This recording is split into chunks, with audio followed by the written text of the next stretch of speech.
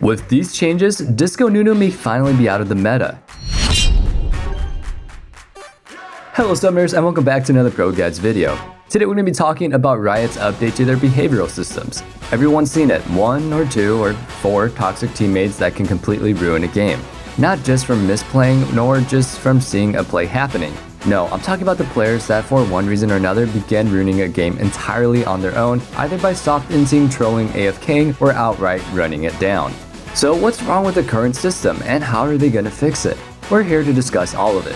But before we get into all of that, here's today's question of the day. When people are toxic in your games, how do you deal with it?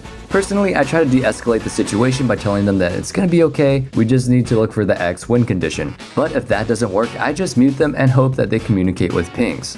And one last thing, be sure to visit ProGuides.com. We have the best roster of coaches, top-tier live classes from instructors like Mike Young and Zyrene, and courses covering a variety of roles and champions from your favorite pro players such as Doublelift. We want to help you improve where you're lacking and polish up where you're already strong, so you can reach your season goals. So, what are you guys waiting for? Now, let's hop right into the video. So, it's no secret that the League community overall has gotten more toxic in the recent years. Yes, there has been a ton of toxic people, but due to the various frustrations and influence from notable high elo figures, the toxicity has reached a peak. In the early years, the Tribunal was a player-run system, but with so much room for human error, Riot began implementing their own automated system over time, and while it has helped to some degree, there are some very large glaring issues. Starting about 3 months ago, Riot started discussing some of these weaknesses, as well as the changes that they're implementing and plans for the future. To start, they have made immediate improvements to the report feedback system. Previously, players would only get a notification if someone they reported was punished immediately after the game that they reported them for, and only if they were banned for the reason that you reported them for. While this itself isn't a huge update for punishments, it should alleviate player concerns for the reports that are falling on deaf ears. It wasn't that your reports were ignored, you just didn't know the punishments were happening, and now you will. Immediately after this, Riot implemented a long overdue mechanic, champ select reporting and muting. While people could be banned for running it down mid as Disco Nunu, nothing could stop people from simply threatening to do so. And almost anybody and everybody would dodge to save their LP over actually going through with the game just to get this person banned. This was abused by many people when they got into lobbies they didn't want to play, either due to disliking the other players in it or because they didn't get their role. For me, personally, I find it kind of humorous that you can report people for being unskilled before the game even starts, but hey, you just never know. While the current champion select system was created as a data gathering experiment, Riot has announced in the recent update that instead of doing away with it as previously planned, the system will be pushed further forward. The two most prominent trends in reports were players whose champs were banned by teammates and toxicity in select chat. While taking these lobbies hostage and other issues remain, their immediate focus will be on fixing these more tangible problems. Of course, Riot wants to maintain your ability to strategically ban the champions that you or your teammates do not want to play against, but they will be implementing ban confirmation to make it clear that your ban is directed at a champion that your teammate wants to play. While you may still want to go through with it if the enemy team has first pick and you want to get rid of an OP meta champion, this will at least alert the players who don't pay attention to their teammates hovering and default to the same ban every game. This change may seem like a light one on the surface, but think about how many people tilt in champion select off of mistakes such as this. Even in the last week, I personally have dealt with a mistaken ban in select leading to a teammate rage splitting all game until we lost. Fighting in chat before a game even starts not only lessens your chance at victory, but also takes away from the enjoyment of the game, which should be everyone's goal when playing. Happier teammates, more fun games, and less toxicity is the goal of Riot's changes, and this easily implemented change will definitely be an impactful one. In addition to the ban confirmation, Riot has also confirmed that they're still assessing the best way to integrate a penalty system for a champion select behavior, similar to the current end of the game reporting system. So with all of the work towards champ select, what about the games where griefing actually happens in-game? Riot has defined griefing in this context to mean playing with the intent to lose or leaving the game or going idle. To specify, this includes 1. Intentionally feeding opponents, 2. Sabotaging through disruptive gameplay actions, 3. Intentionally leaving the game, 4. Going idle in-game, and 5. Game disconnects. So obviously Riot wants to lower the amount of times any of the above happens.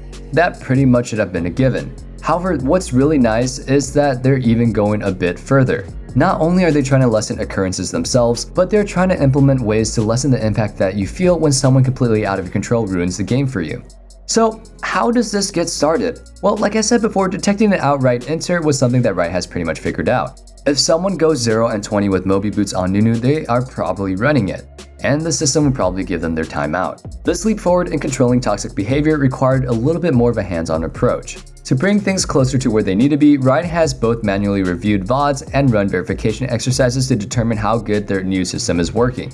With positive results, the improvements to detection has been rolled out on live servers as of patch 10.15 for more testing, and will continue to be upgraded over the next couple of patches. According to Riot, these changes will allow them to double down their ability to catch toxic behavior and take action against offenders. While not in a perfect spot yet, the idea is that eventually the system will be able to detect behavior as it's happening in a game and mitigate the pain that you feel for having a game ruined. What specifically might they do to help curb a problem that has been so rampant in the league for such a long time? Currently, there are 4 solutions in mind. First, the option is surrender early when there's an AFK in your game. While this doesn't seem so helpful right away, a lot of people tilt the longer a game goes on, and there aren't many games that feel worse than a 4v5. Even with the lead, you're constantly having to deal with an extra member, and well, chances are you always end up losing.